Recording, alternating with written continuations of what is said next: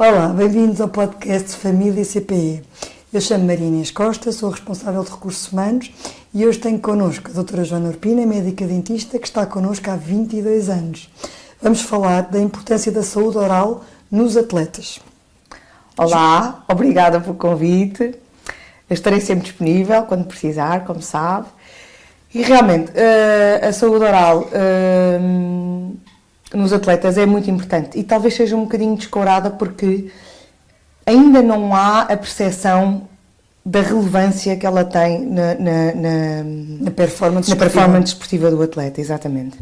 Em alguns estudos recentes, nós definimos mais ou menos 6 pontos muito relevantes no aspecto da saúde oral em relação ao rendimento do atleta. São eles a cárie dentária, que é a primeira que eu vou começar a falar. A cárie realmente é considerada pela Organização Mundial de Saúde a maior epidemia de todos os séculos e por isso nós temos que lhe dar a devida importância.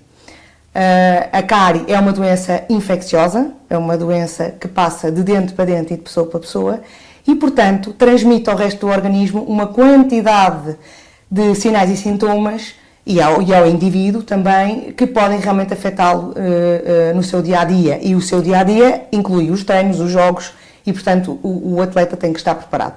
A cárie provoca uma inflamação e uma infecção porque é provocada por micro-organismos. Na boca nós temos cerca de 400 mil espécies diferentes de bactérias e elas vão entrar na corrente sanguínea porque o dente tem um feixe que inclui uma artéria, uma veia e um nervo e, portanto, comunica com o resto do organismo. Essa infecção à distância vai provocar alterações a nível muscular, nomeadamente no aparecimento e na probabilidade de sofrer lesões e também na dificuldade que há na recuperação das mesmas.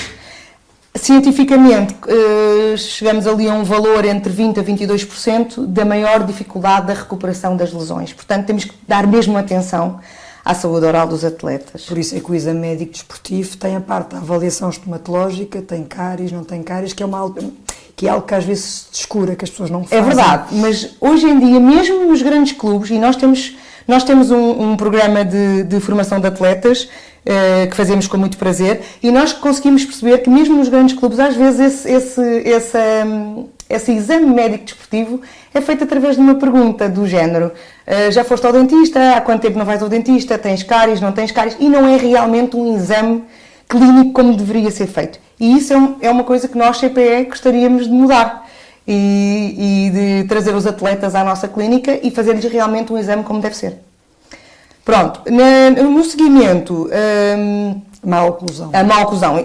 No seguimento da cárie, nós também temos outras alterações a nível da saúde oral, que é, por exemplo, a má oclusão. A oclusão é a maneira como os maxilares se relacionam, portanto, a maneira como o maxilar superior encaixa no maxilar inferior. Vulgarmente, como nós mordemos. Como nós mordemos, exatamente. Eu até costumo fazer este que é para as pessoas perceberem que é exatamente isto que é a oclusão, nas nossas ações de formação.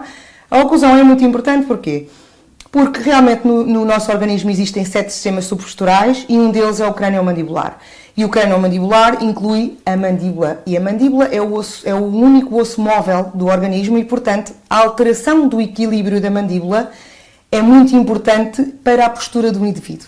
Isto até parece um pouco mágico, mas não é.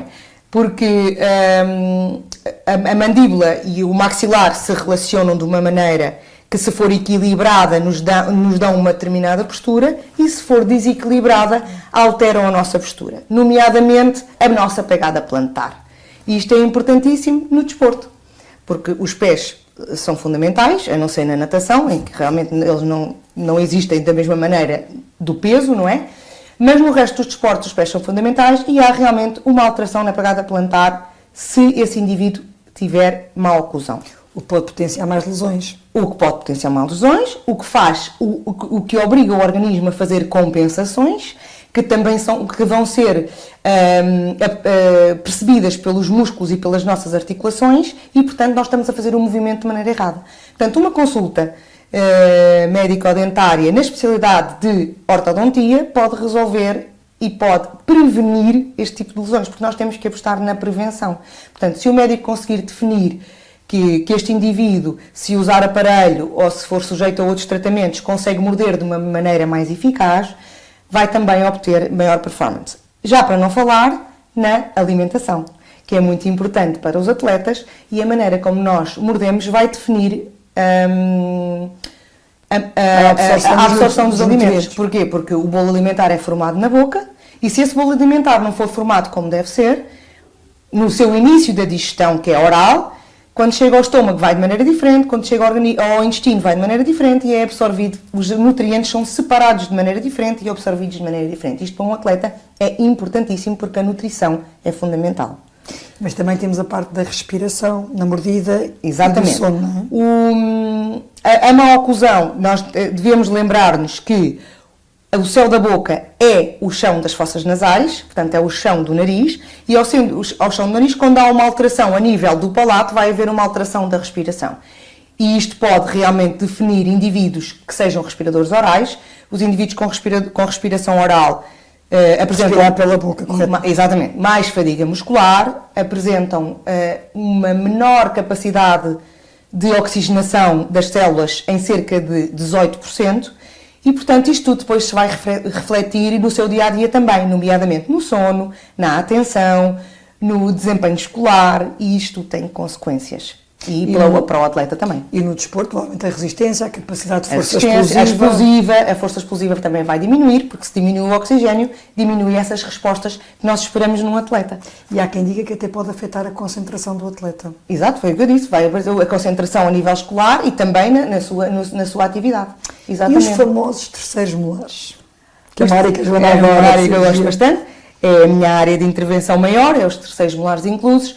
Realmente, os terceiros molares inclusos são um desafio, até pela sua idade de erupção cronológica, que é entre os 18 e os 25 anos, mais coisa, menos coisa, e, portanto, um atleta está numa fase de explosão da sua carreira, porque é mais ou menos nessa altura em que se dão os grandes desafios a nível do desporto, e, portanto, os terceiros molares inclusos têm que ser muito bem avaliados clinicamente, porque podem trazer grandes problemas. Avaliados numa pré-época. Numa pré-época, nós temos sempre que apostar na prevenção. E a pré-época é precisamente a prevenção. É quando se trabalha e se planeia a próxima época. Portanto, é fundamental haver porquê?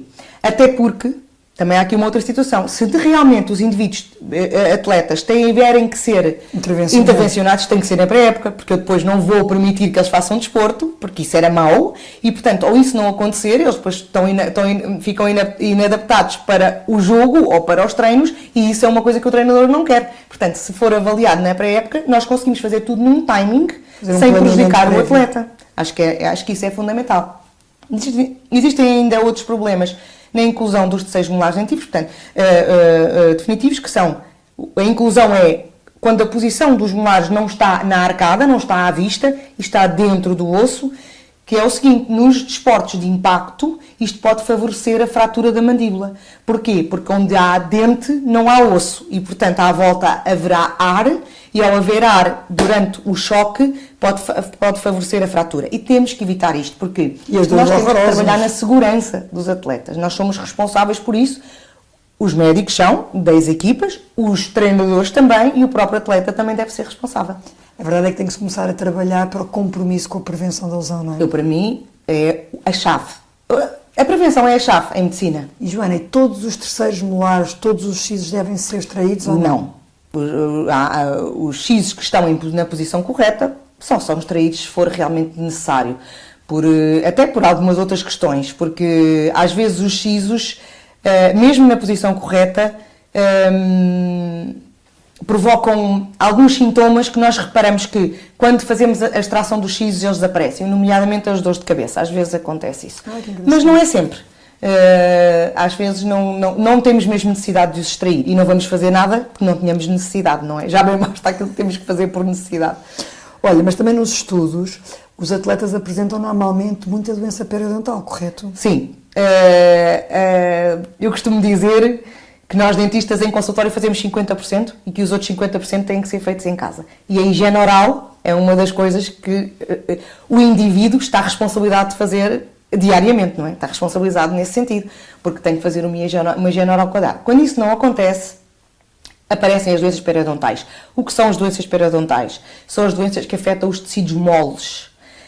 No organismo, os tecidos moles guiam os tecidos duros. Portanto, atenção, nós temos de ter muito cuidado com isso, porque ao ter uma doença periodontal, ao ter uma gengivite ou uma periodontite, nós estamos a pôr em risco o nosso osso e os nossos dentes. E isso realmente é um aspecto importante. A formação do tártaro é relativamente rápida a acontecer. Há pessoas até que se queixam que vêm à higiene oral e que passado 3 meses já têm tártaro. Isso acontece em alguns indivíduos, até pela constituição da saliva e também pela a falta de higiene oral, a falta do uso do fio, a falta do uso dos escovilhões nos espaços maiores, o não escovarem os dentes 2 vezes por dia, o não usarem uma pasta adequada e, portanto, as doenças periodontais também são muito importantes, porque as doenças periodontais também provocam uma inflamação, aumentam os mediadores inflamatórios e isso vai se repercutir no resto do organismo. Hoje em dia, a doença periodontal é a doença com mais expressão a nível mundial. É preocupante. Okay. Realmente até podemos levar à perca de osso e perda de dentes. Perda de dentes, exatamente, porque é a doença com mais expressão, é a doença mais comum. E 90% da população mundial tem ou já teve uma cárie. Portanto, as pessoas têm mesmo que ter cuidado com isso. Porque o facto de nós higienizarmos os dentes todos os dias, 2 vezes por dia, pelo menos, também diminui o aparecimento das cáries. E a verdade é que não podemos ter uma saúde geral, uma boa saúde geral, sem uma boa saúde oral, correto? A saúde começa pela boca. Já diziam os gregos e os egípcios, não é um conceito novo. Olha, e como é que um atleta é fator de risco em saúde oral? Muito importante. Os atletas são fatores de risco. Porquê? Porque o atleta tem necessidades diferentes dos indivíduos normais, nomeadamente nutricionais.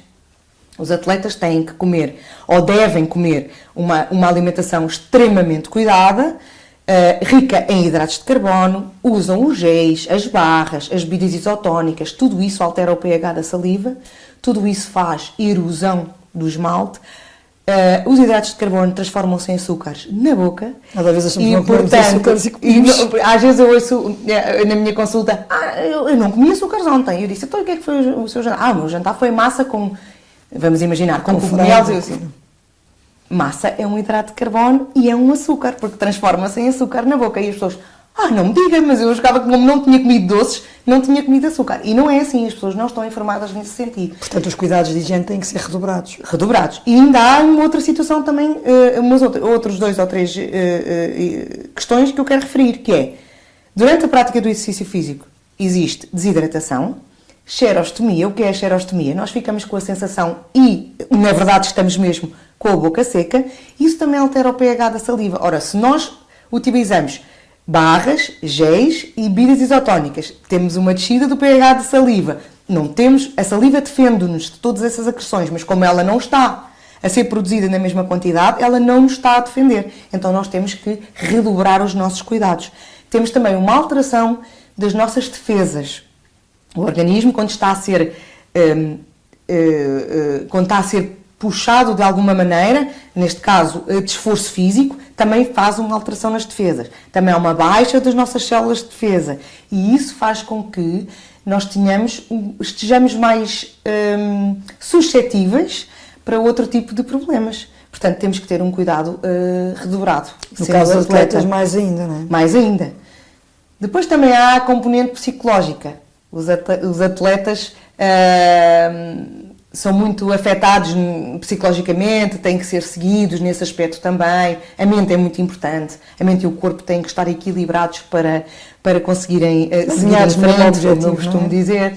E, portanto, também há a componente psicológica. E, nomeadamente, naqueles desportos em que há categorias de peso, também há outros problemas que podem interferir na saúde do atleta, como, por exemplo, a anorexia e a bulimia. Eu falo nestes 2 principalmente porquê? Porque a minha área é medicina dentária e nós normalmente somos os primeiros a descobrir. Porque essas 2 patologias têm sinais e sintomas na cavidade oral. E nós conseguimos descobrir isso muitas vezes antes dos pais. E é uma situação que é preocupante. Porque os jovens são bastante afetados nesta depois também a xerostomia também provoca a litose que é o mau hálito, também inibe um bocadinho a comunicação com os treinadores, diminui a autoconfiança e tudo isto perturba mentalmente um atleta. E os famosos traumas, aquelas pancadas fortes que se vê às vezes em jogo, que até dá medo. Esses traumas, principalmente nos desportos de contacto, nós temos que dar muita importância, porque temos que defender. Eu disse ainda há bocado, nós temos que treinar os miúdos e formatá-los para a segurança. E eles têm que perceber que nos desportos de contacto e até às vezes nos de não contacto, nós temos que usar protetores dentários. Os protetores dentários são fundamentais. Eu digo dentários porque é um protetor individualizado. Nós falamos dentários, mas no fundo eles não protegem só os dentes. Eles protegem os dentes, protegem os tecidos às voltas dos dentes, protegem o osso e até fazem absorção das forças do impacto. Portanto, quando o indivíduo sofre um impacto, eles conseguem fazer a absorção dessas forças, dissipam essas forças, de maneira que nós conseguimos muitas vezes que não hajam traumatismos cranianos ou lesões neurológicas mais complicadas. Não quer dizer que elas não existam, mas podem diminuir o grau de densidade ou de gravidade, neste caso, se nós usarmos um protetor dentário. E depois também há os outros traumas, que são as fraturas dos dentes, as avulsões, que também são importantes referir aqui. E que muitas vezes os técnicos não sabem como atuar e faz toda a diferença nos primeiros minutos. E é aí que nós fazemos a formação de atletas e ensinamos como é que nós devemos fazer quando isto acontece. Porque o imediato é o segredo, para não haver gravidade ou para diminuir a gravidade, porque a gravidade já ia lá acontecer, não é? Para diminuir a gravidade destas situações. Nós costumamos explicar exatamente como é que se faz, aqui seria um bocadinho difícil, porque precisava de exemplificar, mas temos esta preocupação nas nossas formações. Regra geral, se partirem um dente, devem tentar apanhar esses bocadinhos de dentes e vir para o dentista. Tentar sempre apanhar estes bocadinhos de dentes. Eu sei que às vezes é difícil. Eu sei que, por exemplo, no futebol, com a relva e com a terra, isso às vezes, essa probabilidade é diminuta. Mas, por exemplo, no rugby, disparado, peço desculpa, no hóquei ou no futsal, que estão num ringue, é muito mais fácil. Recuperar o pedaço ou o dente, se ele sair todo, é fundamental. O tempo de atuação entre a altura do acidente e a altura da reposição do problema, não é? Da solução, é super importante. Normalmente eles têm 1 hora e meia para chegar para chegar ao dentista, salvar o dente, não é? Para conseguirmos que o dente permaneça saudável ou em boca, neste caso. Em termos de linhas gerais para os pais, de que forma é que o médico dentista pode ajudar a prevenir a lesão e, consequentemente, potenciar o rendimento desportivo com base na prevenção da lesão? É assim, os médicos dentistas ajudam a prevenir e a corrigir os acidentes, conseguem perfeitamente interrelacionar tudo o que é a saúde oral e o que se passa na boca com o resto do organismo, e às vezes as pessoas não conseguem fazer esta relação, que é muito importante, e portanto conseguem, ou devem conseguir, neste caso, porque infelizmente também há muitos médicos dentistas que ainda não estão despertos para esta questão do desporto, e isto é fundamental, porque hoje em dia o desporto é saudável, conseguem levar o atleta a entender o que se passa no seu organismo, no seu metabolismo. Por exemplo, numa primeira consulta, na tal consulta de pré-época, para além de fazer o diagnóstico, incentivar a uma higiene mais cuidada, uma higiene oral de 6 em 6 meses. Fazer um trabalho de casa, que era o que eu queria dizer. Portanto, uma higiene oral 2 vezes por dia, de manhã e à noite no mínimo. Com fio dentário. Usar o fio sempre antes, porque o fio tira os restos dos alimentos e a escova passa a seguir e leva o resto. Uma escova fluortada, uma escova, peço perdão, uma pasta fluortada e um bochecho adequado, se a pessoa quiser fazer, um elixir, e também ensiná-los a como se deve higienizar o protetor dentário, porque isso também é muito importante. Caso contrário, é uma fonte de bactérias, correto? Uma fonte de bactérias. Deve ser higienizado como deve ser. E porquê que o atleta não deve passar a boca por água depois de lavar os dentes? O atleta? O indivíduo? Todos. Porque nós devemos escovar os dentes e deixar a pasta. Nós devemos tirar o excesso da pasta, mas deixar a pasta em boca, porque se nós passarmos por água estamos a diminuir o efeito dos químicos que a pasta tem, químicos favoráveis, como é óbvio, do flúor, porque é assim, realmente, efetivamente, o mecânico, que é a escova, é o mais importante, mas a pasta também ajuda. Muito bem. Joana, quero-lhe agradecer e assim, espero que tenha gostado e alguma dúvida, não hesite em perguntar-nos. Obrigada.